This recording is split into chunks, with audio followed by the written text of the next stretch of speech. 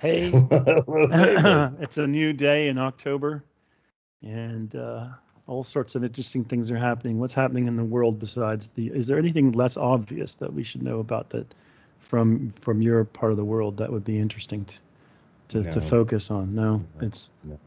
political mayhem, and Yeah.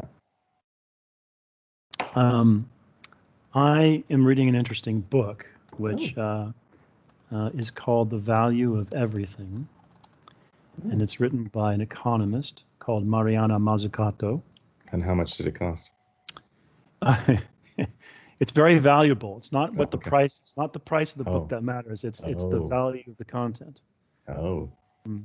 So, in fact, that's you teed me up nicely because her book is about how we have led ourselves astray by using price as the gauge of value.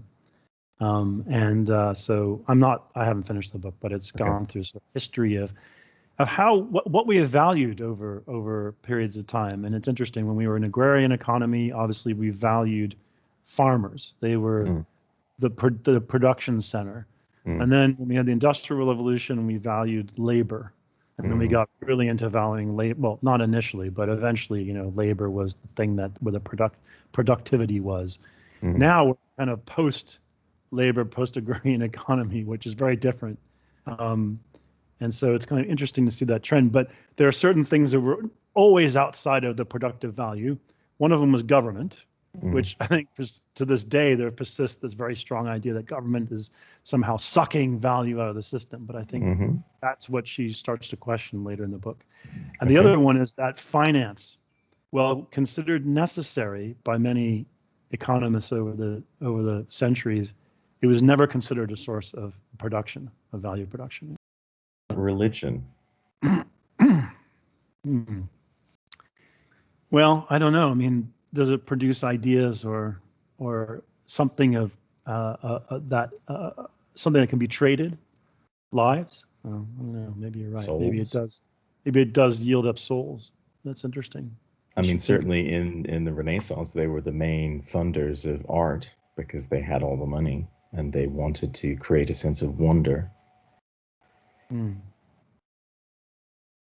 Anyway, Maybe sorry, they're I was deliberately derailing it no, because no, no. But they're not actually producing the art. But they're financing. So they are like yes. banks. Yeah, it's just a Yeah. financial function of sort of the lubrication of commerce and whatnot. Hmm. But anyway, that's an interesting book. I Okay. wholeheartedly recommend it. It's kind of an interesting I'll history as well as trying to reframe our current situation and mhm. ask important questions. So let me see. I'm going to try to share my screen. We are Oh, attempting to right. I do. should be in Miro myself. Yes. Yep, we're going to attempt to do a log line or two at the end of all this, but we're going to assemble cards into narrative elements and see what happens. Okay. And this is really free form. I've written some instructions. We don't have to go by the letter of the instructions. I mean, this is Okay. all a work in progress. But I want to, we wanted to see what could come out of it. So Mhm. we did this once before, and we decided that in some ways, I think if the cards are a little more open-ended and vague, it would help because we can spend more Mhm. cognitive CPU cycles on what I'm trying to make sense of it. Mhm. And that gives us more opportunities, more options. You had suggested that we start off with the complete set and see what we can do with that. So I invite you now to lay down a No, complete. No. but great. We can do that. Okay. So What was your my suggestion? well, so I'm happy to plunk down one because I've got a couple of good ones. But my idea was that we put it together, we assemble it, knowing what it is. So you put down the first one, and then I pick a second one that I think is going to. So rather than being random, which was how we Okay. did it, Okay. that there is a deliberate construction of one that goes ahead.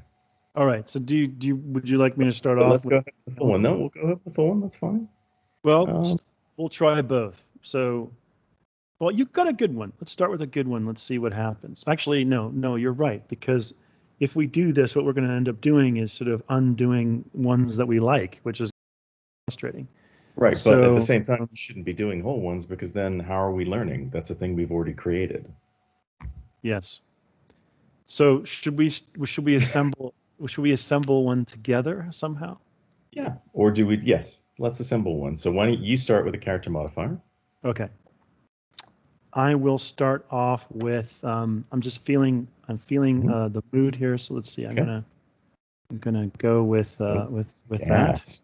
Okay. All right. Then I'm gonna go with kick ass.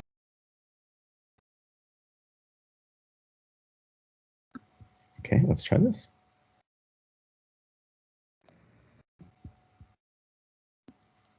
Kick-ass private detective. Okay. Now what I might do is I could go in order. I could sort of do something else. Let's see. Well, just think about this. What's a cool springboard for a kick-ass private detective? All right. Okay. Let's here it is. Here's Okay. my springboard. Oh. Okay, kick-ass time travel.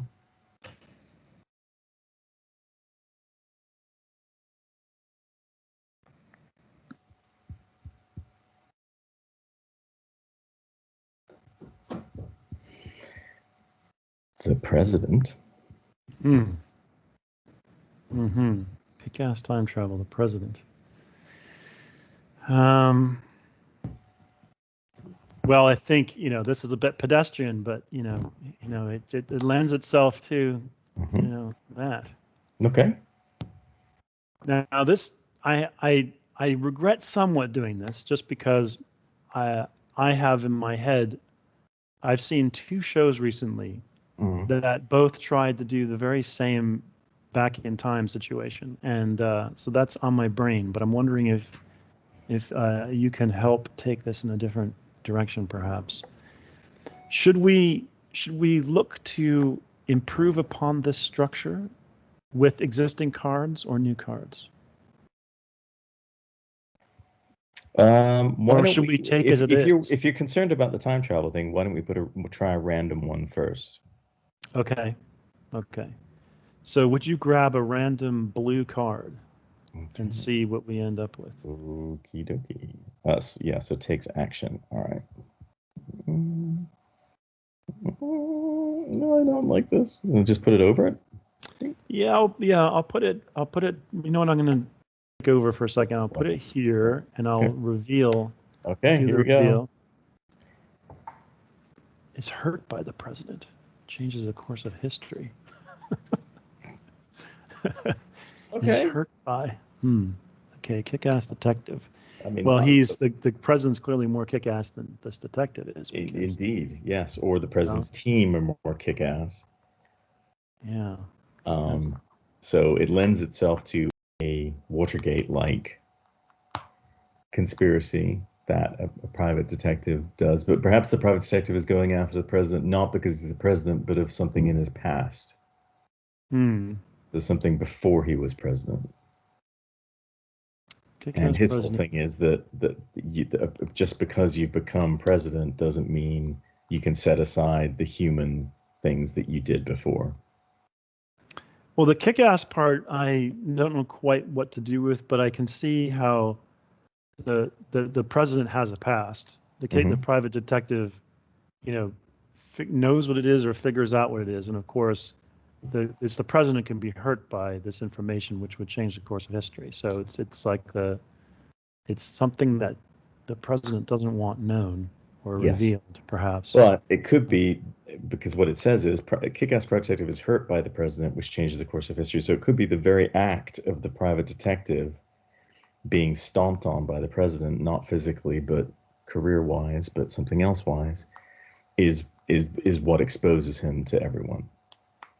So it would be sort of a sad tale of huge private eye going after this guy, and instead he's just stomped and career wiped out and no friends and everyone turns against him, but people find out at the end that he was right. And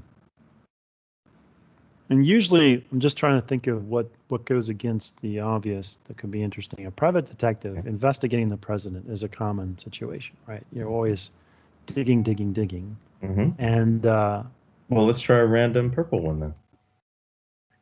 a random purple. Okay. Yeah. Look. Let's keep building these things and seeing. All right. I'm going to grab a random purple. Mm-hmm. And see what happens Oh, Jesus. now. Orgy. So he's hurt by an orgy. Okay, kick-ass private detective is hurt by an orgy, or it goes into a time travel, orgy time travel. I mean, okay, that changes the course of history. I mean, was there any famous orgies in history? Oh. Actually, the president could be hurt in the orgy. There could be some. I mean, we could go back into Roman times and Well, there's some famous orgy, that. of course. That's I was thinking that. Well, I mean, there are all these and rumors Caligula about, gets harmed. exactly, and there are all these rumors about that Jack the Ripper maybe caught syphilis from a prostitute, so maybe that's why he sought revenge on them.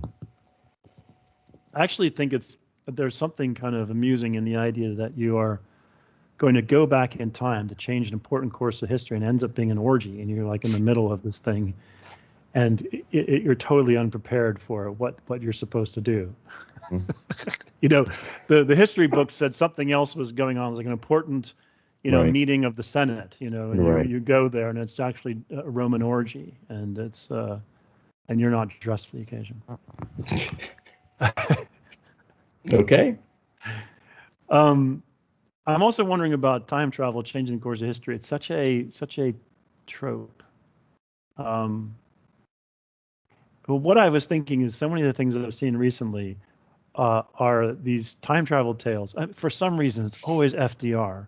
And then the thing is that no matter what you do, when you try to prevent that from happening, things always get worse, right? So there's this sort of idea that we get the future we deserve, whether we like it or not. And I don't know, maybe it's kind of funny if no matter what you do, you get the same future outcome as if there's something really written in stone. There's nothing you can do. You can go back in time, and all it does is just create some other path that doesn't go to the future. And maybe it is like, how they have this theory about different strands, and our present is just we're all present in one strand, but you could jump to the other strands and see all these possible outcomes and all these other future possibilities and whatnot. So maybe that's what you do. You go back in time, you change something, create another strand, yippee, but you end up back in your strand in the present, and that's where you will always be. I mean, I wonder if that's a superpower that someone could have, which is to see the best possible outcome, and you jump to that strand. So you can see when an action takes place, you can see all the potentials, and therefore you can choose the best one. Well, that's interesting. If let's say you have a clairvoyance of sorts like that, and you can't time travel per se. You can't jump to those strands yourself, but you can observe them, and so what would be optimal or good in this moment to get the present to go to a similar future. It might not be exact, because that's not how it works, but you see possible outcomes, and you pick the course that you think is. But what would be, so that's an interesting ability. So the private detective is more like a clairvoyant, and they're kick-ass because they got this ability. Is the point that no one listens to you? Even though you have this ability, you can't convince anyone. You're like a Cassandra who no one will listen to. Well, so I'm trying to think how this might be different from the Stephen King story, right? Because he had that one where when the character touches someone, he sees their likely future based on the current trajectory. So he tries to alter the outcome, I think, of things. What was it called? Christopher Walken was in the movie version. And I'm mind blanking. So let's see. Gonna go Walken, Stephen King movie, and Google will come up with the answer: The Dead Zone. So the character awakens from a coma caused by a car accident. He finds the years have passed, and he now has psychic abilities. Heartbroken that his girlfriend has moved on with her life, Johnny also must contend with his unsettling powers, which allow him to see a person's future with a mere touch. After shaking the hand of aspiring politician Greg Stilson, Johnny sees the danger presented by the candidate's rise and resolves to kill him. So that is that was an interesting story. Yeah. But what could we do that's different from that? I'm sort of thinking about. But here's an interesting thing: who Yeah. was playing the potentially disastrous president? I think it was Martin Sheen. It was Martin Sheen, who then came on to be not disastrous president at all. Oh, right, The West Wing. So Walken's character was wrong. It was completely wrong. Yeah. So it's sort of like misinformation. It's like, what if your clairvoyance tells you what's not going to happen? And you think, I'm seeing the future, and then none of it ever comes that way. But so what are you seeing, really? You're seeing what would have happened if you weren't there. I just sort of think it's funny that right now travel ones show the futility of getting a better outcome from going in the past. And I'm sort of now thinking about the futility of changing the present. Like no matter what you do, it just keeps course correcting back to the present. And so that's kind of frustrating, but it's like Groundhog Day. It's like I can't seem to, stop what's meant to happen from happening. Time travel is a fun concept, but it feels like sometimes I feel like it's done to death, and I should not have put that one in there, but there you go. It's like, can we think about something different about time travel, or even not take it literally? Time travel not literally is, I do actually have not literally time travel is self-reflection. I think about what may happen from the consequences of my actions in this moment. And so it's emotional intelligence. It's not really time travel, or revisionist history, or going back through my memory is time travel, because I have an inaccurate. Okay, I have something that might be interesting. Okay. So when people talk about memory and the brain and whatnot, there's this idea that our brain is really just a simulation machine, a probability simulator. So in every waking moment, it's trying to simulate the probabilities of what's about to happen next, and it tries to foretell that in some way. So when you listen to someone speak and you're familiar with their cadence, you're already pre-guessing what they're going to say, like what word they might use in the sentence or whatever. And you're using a lot of cognition and experience to do this. So you're a predictor. Your brain is a predictor of outcomes. And so what they said about memory is that it's a predictor of outcomes in reverse. You don't always remember really precisely what happened, but you run a simulation of what was likely to have happened and what you were likely to have thought and done at the time. Okay. So you can see it's not a perfect carbon copy of events or whatever. It's part of a kind of a narration that keeps you having a sense of self. So in your mind, you're always narrating about what is happening to me right now, and it gives you a sense of self and identity. It's like having a narrator in your head saying, okay, and so there are times where they literally stimulate your brain to make you do something that they know is unintended because they're making you do it. And then they ask you why you're doing it. Like they'll stimulate you to get up for no reason out of your chair. You get up and you say, oh, I just wanted to go to the fridge and check to see it's in other words, rationalizing and making up a narrative for it. So your brain just keeps doing this naturally, so that it gives you a sense of being present in time and you have a kind of wholeness, a consciousness. So this time travel thing, maybe there's something there to play around with the imperfections of memory and the sort of simulation of outcomes and whatever. Your own brain is like a time travel machine that makes up stuff and tries to recreate possibilities. So that's very esoteric. I don't know if that's helpful.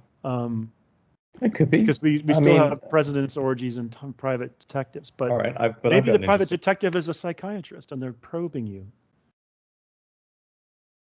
You're probing your memory. But what about this? Let's say that time acts rather like the quantum realm. And so a kick-ass detective goes back in time to solve a big mystery in history. But every time he goes back, a different person who's done it. So the very act of observing it changes it. Oh yeah, I like that.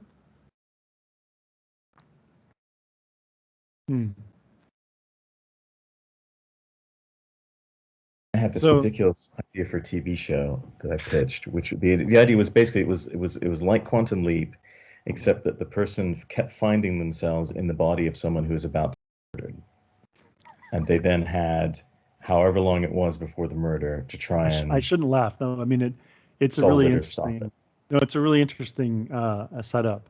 I laughed because I was thinking the other day about this TV show Police Squad. Did you ever see that one when we were younger? Yeah. And how they'd always have, guest starring, and they'd introduce some actor, and then they'd die in the first 10 seconds of the show. Yeah. That always cracked me up, Guest starring William Shatner, and then he gets shot. And then he's shot immediately, yeah. So, sorry, it's the Quantum Leap. Anyway, no, it was just that. It was just the idea you could actually have a TV show where it's the guy going back to the same murder, but every single episode is different.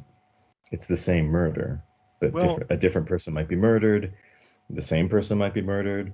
But it's a different person who's done it each time.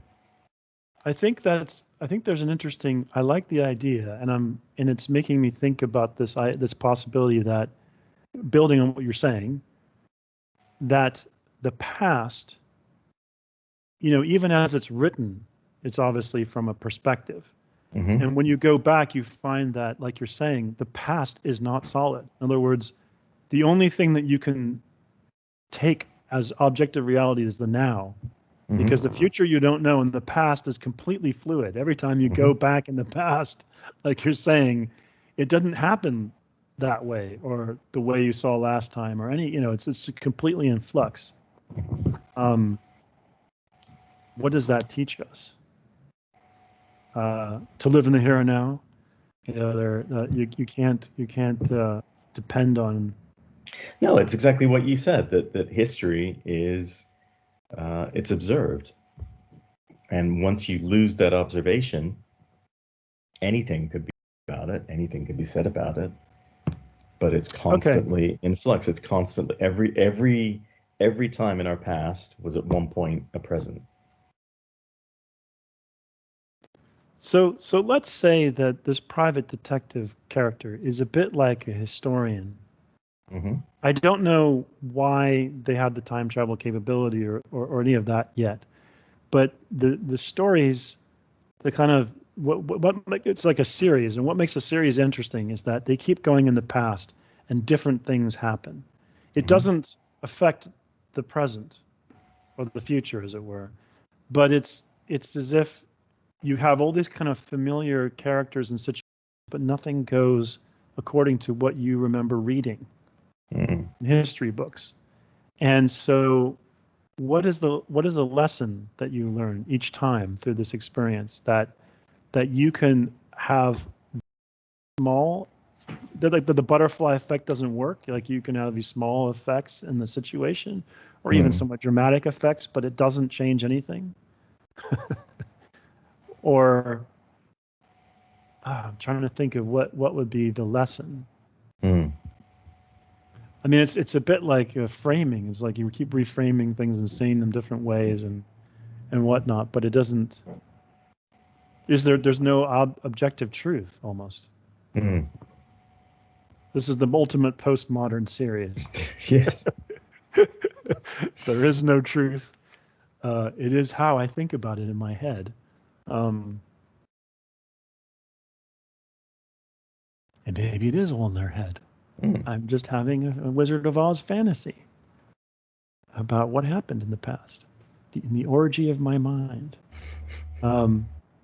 Okay, I think that for now, in the interest of, kind of moving forward, we take this to one side because we have certainly thought a lot about that, and we'll come back to it. We'll create some more, and we'll see where we end up, if that's okay with you.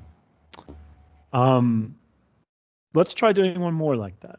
Do you want to start us off with the character modifier? Okay, let me get to. Sorry, I've been watching you, which means I need to go back to the window, and there's a cat. Well done. Right, let's start with. Let's go with this one. Ah, why can't I pick it? Ah! It's the hand versus the arrow, isn't it? You've got to use the side menu. There we go, got it. All right. It's it is irritating. Louis, now I can't scroll because it keeps. Hang on, is the cat touching something on the keyboard now? Sorry. Right, here we go. No, the cat is. It won't go off the. It won't scroll off the side of the screen. All right, let me see here. It's. Right. I've just hit a barrier at the side of the screen, so I have to keep scrolling the screen. Is it this one you want? Okay. Yeah, that one, the yellow one that's right next to session 1. Hang on, right, I've got it now. I just had to keep. I have to keep scrolling across, so it's a damaged. Okay, you have a damaged. All right. Well, I don't know. I have to throw this in here because it's my thing of the day. What's a salad artist? Well, exactly. You know, you shrug it off like it's nothing, but a salad artist, you know, takes very seriously the composition and presentation. You know, you have sommeliers, you have salad artists. Okay.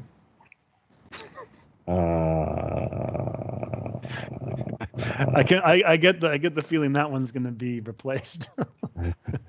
Well, no, I mean it could be, but you know, it's just again, we have to remind ourselves not to take things literally. Stop doing this dictionary thing. What? Oh. Are you using a browser or the Miro app? I'm using the browser. Okay. They're totally different. I find that, This is impossible. This really is. Hang on. No, because it just keeps bringing up dictionary. Which one are you trying to select? Sabotages. Okay, second row down. I'm moving that for you. Thank you. A damaged salad artist sabotages. Okay, let's see. I could go. Let's see.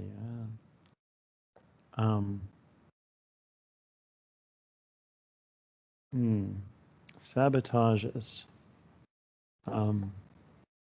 Okay. Okay, his biggest fan.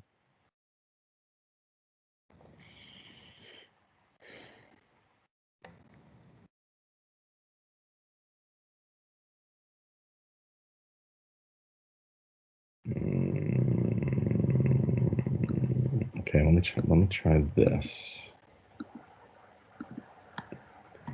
Oh, I don't really understand what's. Have you got got the hand or a different thing? I've got the pointer. Got the pointer. Okay. I'm on the pointer, and you want now it's this on one the hand. here. You want that one there, right? Okay. You want this one? Yeah, that's the one. Okay. Yeah, thank you. But I want to change it to who spends years plotting. But anyway, you get the idea. Okay.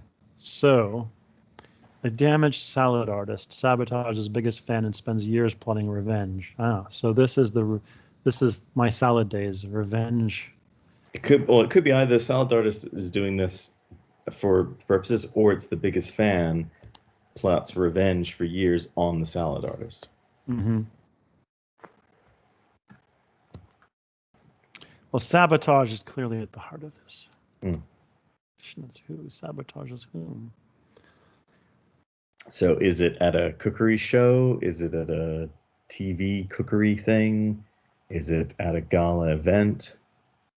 I like the cookery show. I like the idea that in our world of sort of silly and preposterous YouTube stars, we have a salad artist, right? Okay. Who can actually make a living designing salads on their YouTube channel. And they're damaged. So maybe this was like a form of therapy that they picked up in prison or something. So they became an international celebrity salad artist. So what has their biggest fan done to piss them off? Is it because the salad artist is damaged? Is it an erratic response for them? It's not normal. It's not maybe their biggest fan is just being their biggest fan, and the salad artist can't stand this. Well, let's see. If you were one of these online celebrities, what would really sabotage you? It's a bit reputational, isn't it? Well, and also, is your biggest fan the person who's given you the most money? I'm sure you know that. Do you know the term whale?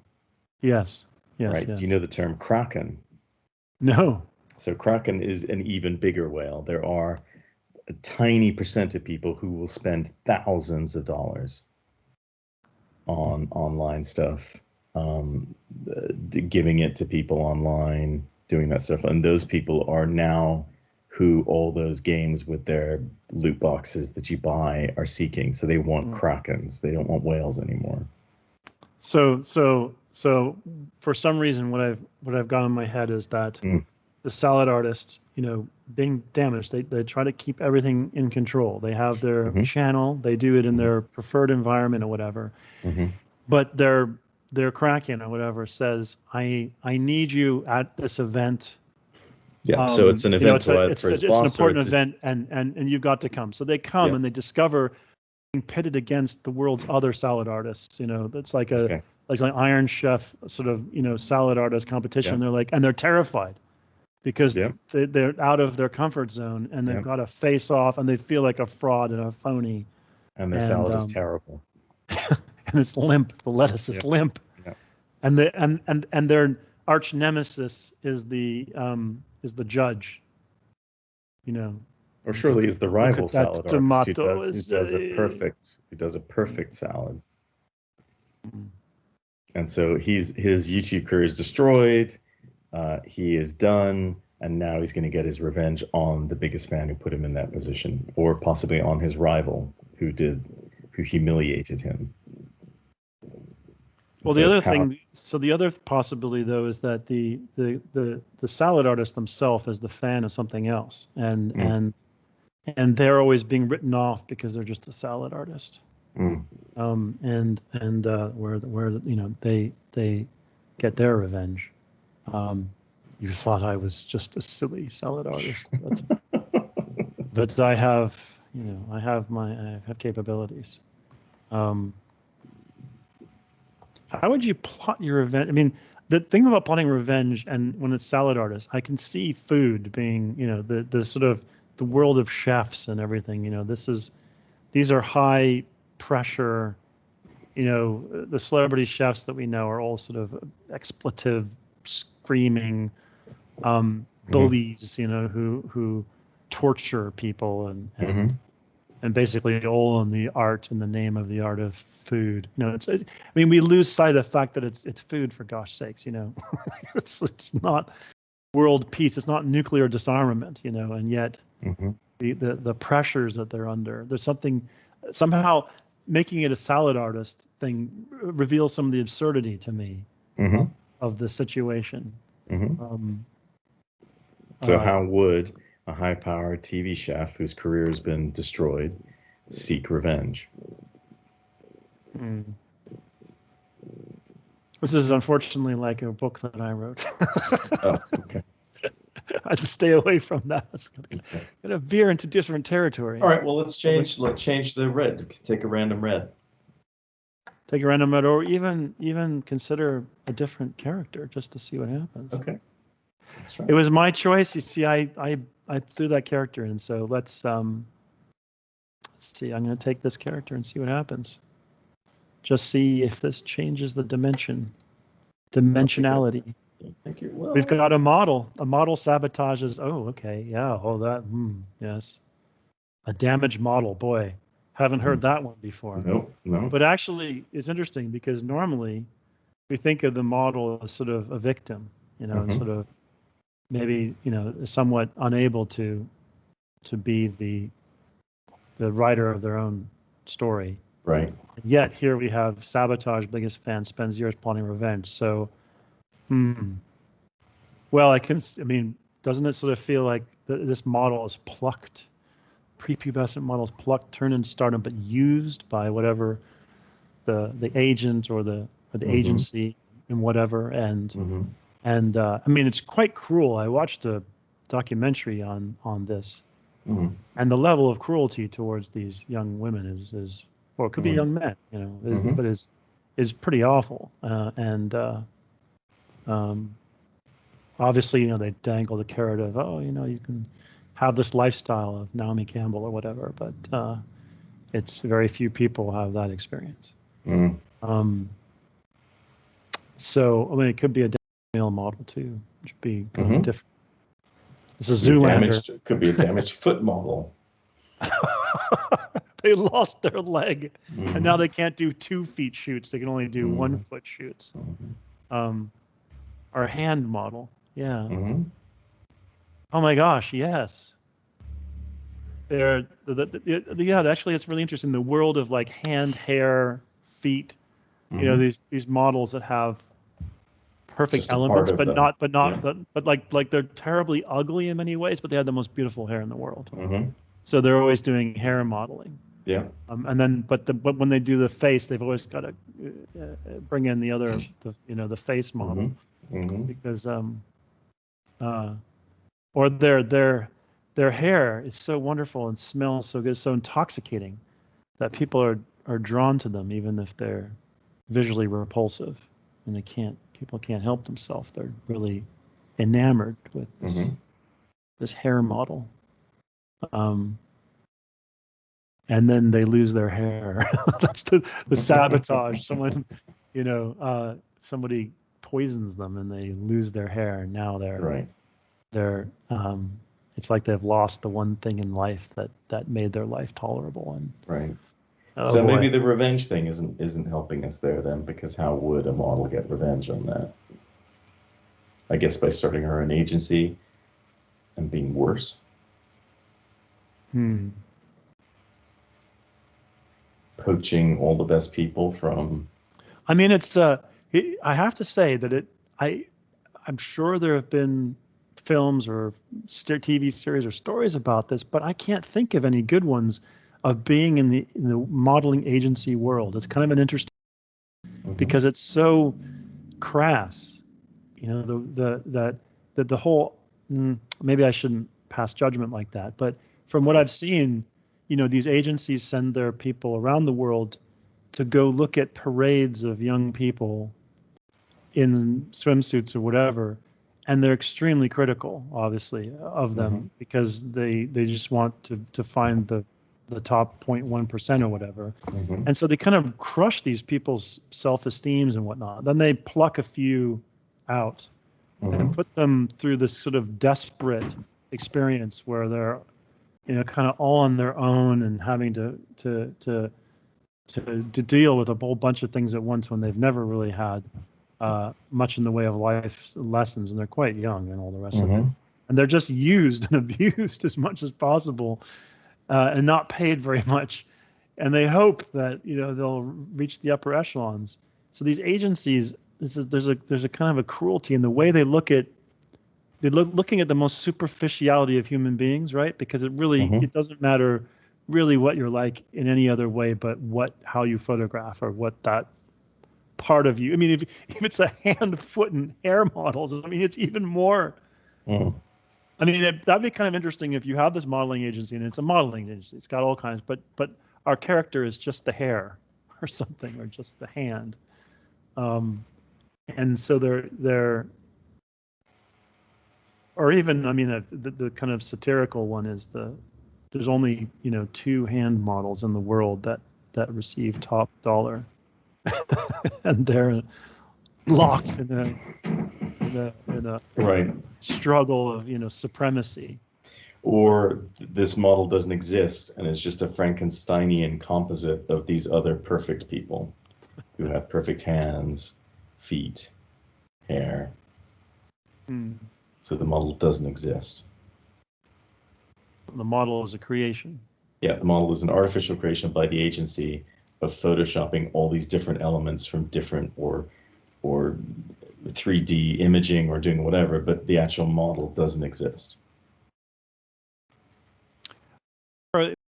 people know that. I mean, remember that there was that film, wasn't there, about a virtual model. But I thought it was interesting that there are, um, like avatar models that were known to be created by agencies working with computer, software firms that develop this AI, and the AI virtual model composes songs and poetry and all the rest of it, and it is composed by the AI, and the fans worship the model, and this is very popular in Asia, and it's kind of fascinating to me because everyone knows this person isn't real, but they like the fantasy of it, and there's some kind of interesting, and even more interesting, the fact that they're not real, and they can project all this stuff onto them.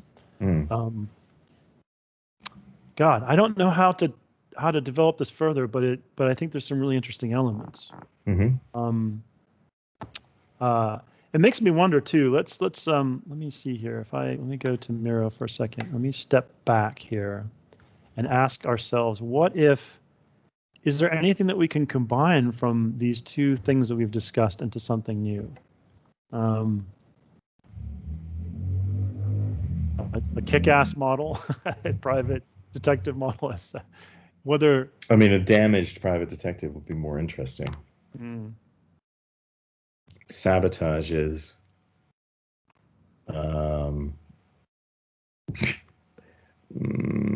their biggest fan. Somehow the model fan, I don't know, that sort of, I think that stays together nicely. We just wondered about revenge. We got to change the course of history. I know if that.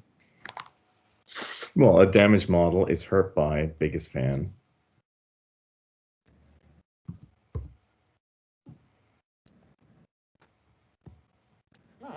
Now that could be, for example, one of these streamers who has a person who gives them lots of money, but that person is actually seeking to damage them in some way. And I mean, if we look to change the course of history, that in this context, it doesn't mean like it does in time travel. It just means that there is a complete about unexpected turn or something, that everything is changed by what happens.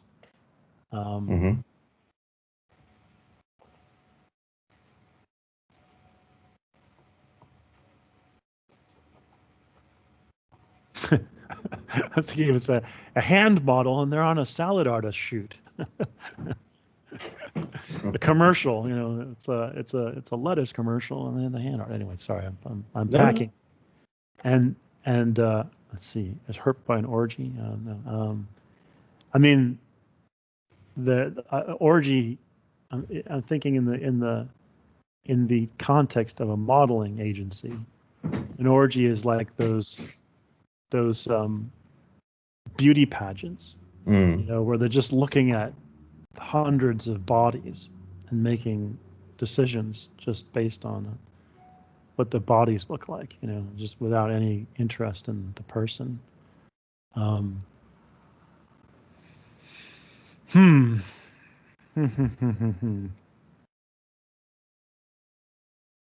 right, I'm gonna put this stuff here. I'm gonna hold this off for a second.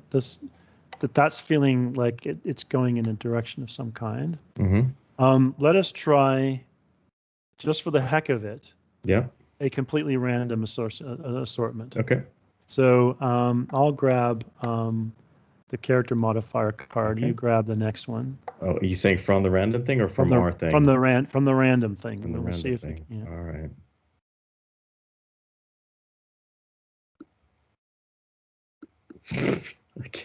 You can't grab it. Which one? Okay. Can you let's click go the on second it one from the second one from the bottom, okay. please. All right. Good. Second one from the bottom, please. That's right. Okay, and I will go for an action. I'll take this action. Okay. And then which one would you like for the? Take the third one from the bottom, please. Third one from the bottom. Okay. Thank you. Third one from the bottom. And I'll go with. I'll take this one.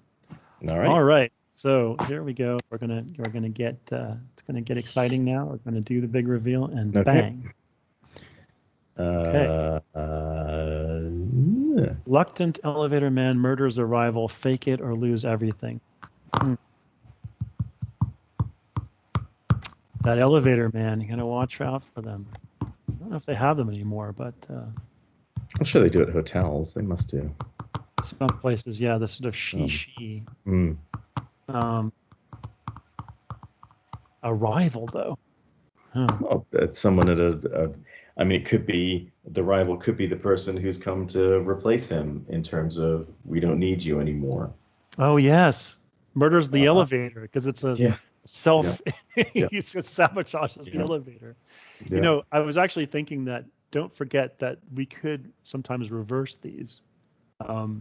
So a reluctant rival murders elevator man. But I think in what you just said was quite good. The elevator man's gonna be made redundant. Well, so let's make he's gonna make it redundant because the entire hotel is being futurized. And so he and some of the other people, perhaps, who are going to be put out of jobs, go into the building the night before it opens to sabotage everything, and find out that it's all AI controlled. So it's them versus this living hotel. Right. So the hotel has already gone through its renovation, and they come back because he's so disgruntled he can't let it go. He can't find work anymore because the only thing he can do in life is be an elevator man, and there's no one needs them anymore. Yeah, it's all he's been.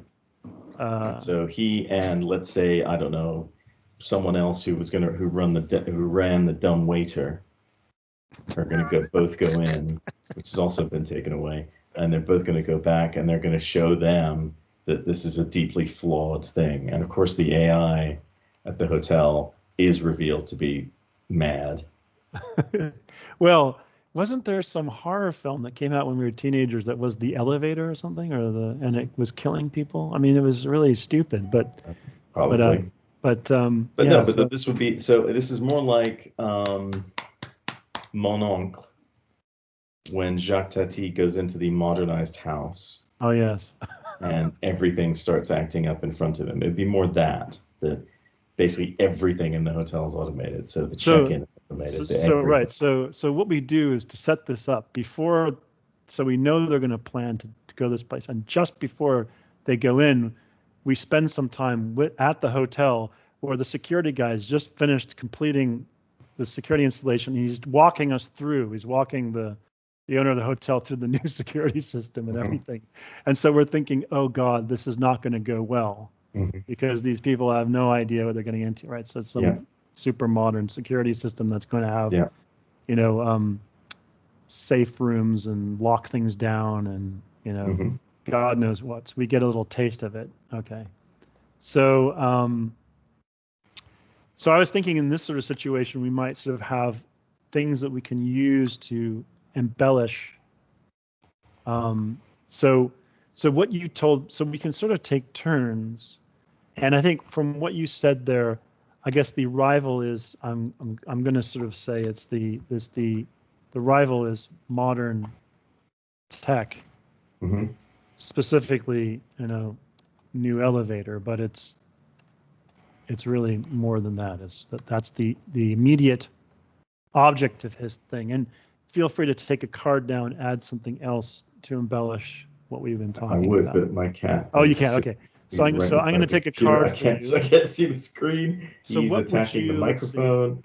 Elevator man murders. Okay. So would you like to give us something about the rival or the elevator man or murders? But hang on. But the one we haven't dealt with is the fake it or lose everything. Yes, we haven't. Yes. So, which essentially may be more about what ends up happening. So, maybe the point is at the end of it, yes, they have revealed that the AI is bad, so they do get their job back, but now the job is just overseeing the AI. So he's now, maybe the part that he liked about being the elevator man was talking to the people in the elevator, all that sort of stuff. And now he's stuck in this little room with a video camera, and he has no interaction with people at all. It's because you kind of want a Pyrrhic victory, I think. Mm. So they get to pretend that they've got this AI running it, but now it's him pushing the buttons. So here's, okay, I'm starting to see an interesting way through this, and that is that this is kind of a parable about optimization and efficiency. So I'm just going to write that down for a second. Because I heard a story that someone told, and it sort of reminds me of the situation. And so what I'm imagining is that the hotel obviously thinks it's in its best interest to modernize, right? There are other hotels that are getting more, having better impact. Mm-hmm. This hotel is a little, oldie worldy, and it's just not attracting younger clientele and this and that, and it feels like it needs to modernize. Plus, in modernization, there's all this optimization that can be done, all this improving efficiency, Mm-hmm. all this modern tech, all the rest of it, right? Mm-hmm. And the elevator man is seen as clearly obsolete, and there's obsolescence. But what the hotel is overlooking is that for the guests that stay there, the elevator man's really a critical part of their stay, because they love the badinage, the kind of chatty, the talk. The elevator man gives them suggestions of what to do in the city. He's like a concierge. And so, and he loves his job, and they can feel his job. And he may even say something like, oh, I tried to do, some work at the Amazon warehouse or whatever, and it was just soul crushing, and I couldn't talk to anybody. I couldn't do anything. It's like, so even though I get paid less doing this here, I just love this. I get to see everybody and meet all these people and talk to them about what's happening in the world. And so the guests as well, this is like an important part of their stay. There are people who choose this hotel over others because there's no high touch that they don't get in those other places, because in other places they're just in their number, right? So it's kind of this modernization tale, isn't it? Is that what do we when we get all the optimization efficiency, we kind of lose the soul, what are we losing? The heart and soul of it. So so the fake it or lose it, to me, is maybe more about sort of modernization. Let's see if I say modernization, I can't spell, versus heart and soul or something.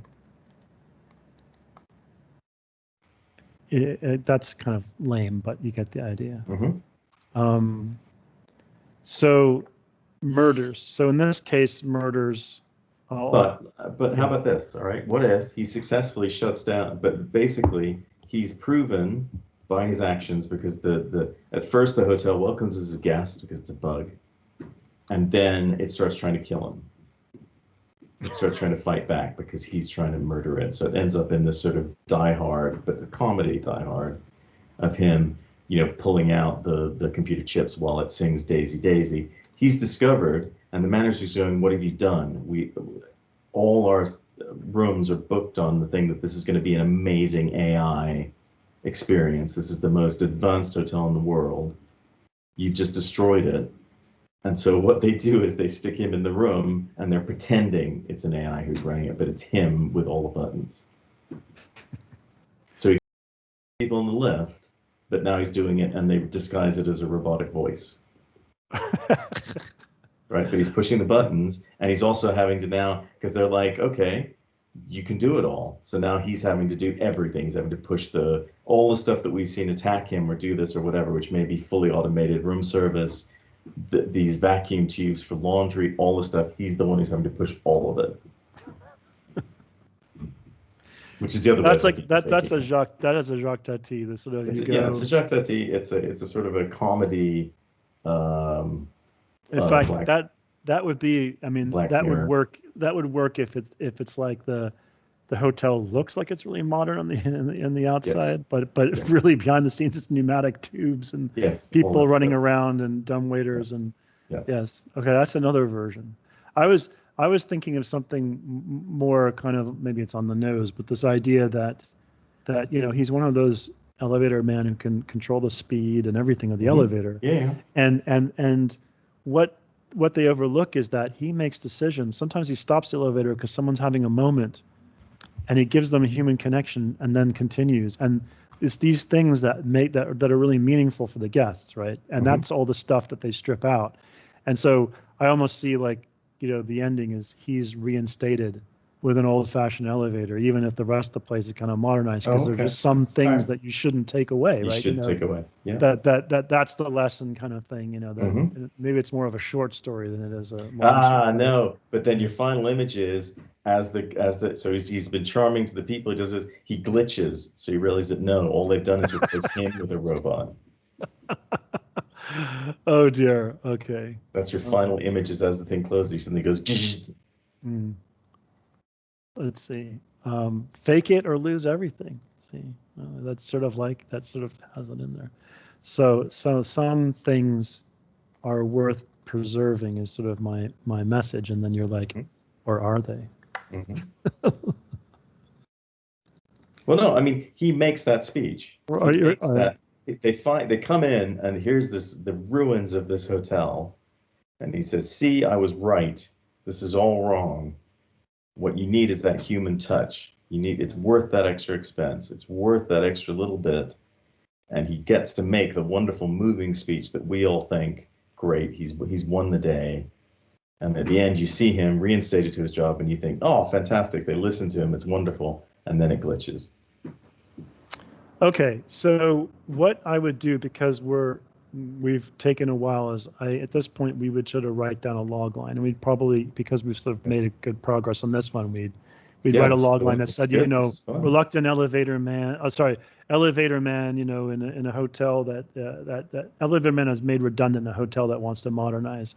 Frustrated and seeking revenge, he tries to destroy the elevator. He wants to expose it as being dangerous, as being right. It's bad. Right. So he, okay, and then the resolution in a way is that they reinstate him because they realize the high touch that he adds, and then but there's a glitch. Maybe. So it's like maybe you can Twilight have Zone. It's fine. But I think the computer is something they bought off the Pentagon. It's something they got rid of, yeah, and it's actually some sort of Murderbot 3000. It's like War Games, the computer. Yes. It's like it's been retired and it's trying to kill everybody. Well, the doors are closing on people. It's like exactly. Well, no, but it's just him.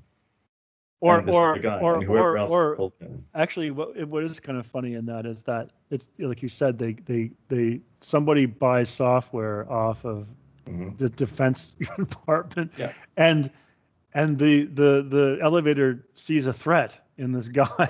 It's always trying to him or do something. Well, no. So I think what happens is he does something, perhaps his first sabotage attempt, that triggers its self-defense mode that's still there from the Pentagon days. And so now it has become this murder bot, but it's really polite to you while it's trying to kill you. Right. Please stand clear of the doors. Yeah. And then it opens on a chasm, instead of the floor. It's like, please leave, please leave now, an emergency. And he's like, wait, this is plunging to my death. Yes, time to leave. Okay, so that was we played around with different approaches, and it's interesting because the random one worked for us this time, but didn't necessarily work for us in previous times. So I'm still trying to figure out how we can build upon. There was a technique that I'm going to just remove this one because I thought that one was kind of worked well. There was a technique that we tried with the team yesterday where we had, let's say, a bunch of like people put down different elements, and then sort of we took turns concocting a story from the cards that were there. Right. So it was sort of what you and I were kind of doing for a little bit, but you know, because you can duplicate cards and then just align them. So if you have a lot of people doing this, that actually was kind of a nice construct, because it meant you're kind of working together on the canvas, and then you say, all right, I'm going to do a pass myself. So you copy the cards you want and just do them in a line. And each person does that, and then you discuss those different versions, and it's kind of interesting. So you were kind of doing that where you were saying like a damage detective. So you would sort of go, okay, I'm going to take the damaged private detective, and swap in something else or put something random in. yeah, and you're sort of building upon it. And let's say, you kind of, your initially was sort of hurt by the president was sort of one, but you could try the things. I mean, I don't want to see what have I got over here. A damaged detective. Well, see, I've got things like blackmail in search of. Well, I mean, it could be like in search of meaning of life. Sort of like, okay, what's a damaged detective do, and then changes the course of history or years of plotting revenge or something. So each person can kind of, using the cards that they have available, lay out different versions, and it's kind of interesting to discuss them. So that was a good one with loads of people, but with two of us, it does make more sense to kind of do it as we try to do it. But I feel like this. I really personally, I like the cards as a method to kind of get something started, and it's really working out how we introduce them, how we can, do we do that, put them on top of each other and try reworking the thing and see all the different crazy versions it goes into, and then pick a through line or something. So I want to try this again. Well, can we save this thing, because there's a whole bunch of cards we haven't used? Yeah. I mean, I can duplicate and then move cards over. Yeah. So because I mean, I think the bottom line really is, if you just have these tools and then people can use them however they want, the point is to have that space where they can do that. And so far, this is holding up to whatever approach people want to use. And you can say, well, you could use this approach, or you can use this approach, or you can use this approach, or you can use this approach. I do want to create a series of different sort of game types, and people pick their favorites, but it does look like certain ones work better with small or larger groups type of thing. So that's kind of interesting. All right. Thank you very much. Thank you. We have the elevator man log line, and that's kind of fun. I know I'm going to come back to this model thing at some point, because I just think that's such a weird world. And it's something really disturbing about it, and I don't know why I get attracted to the dark side of things. Yeah. Okay. Well, just replace elevator man with model, and that becomes a completely different. Well, reluctant model murders a rival, fake it or lose everything. Okay. My God, yes, murders a rival. Oh my God. I mean, suddenly that becomes a very different. That's what's good about these cards. I'm sorry, a damaged model. Yeah, murders a rival, fake it or lose everything. Oops, let me just, come on. There we go. Yeah. Because what's nice about that is that one doesn't need lots of plots, twists, and turns. It's simply a really kind of disturbing look at the extremes and desperation. But at the end of the day, it's modeling. It's not like it's something that's not world peace, right? Yes. But it creates such a high pressure crucible that people make really bad decisions in desperation. So this idea that these models get sent, they're like Western models sent to Asia, and they're in a strange foreign place, and they're pitted against each other. And in that sort of pressure cooker, one just ends up murdering the other, and then has to somehow, pretend that, everything's fine, or they don't know where they are or what's happening. You know what I mean?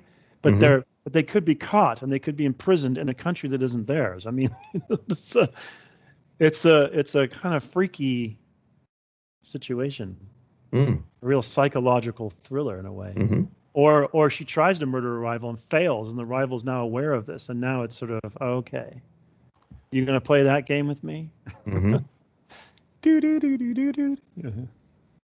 Psycho models.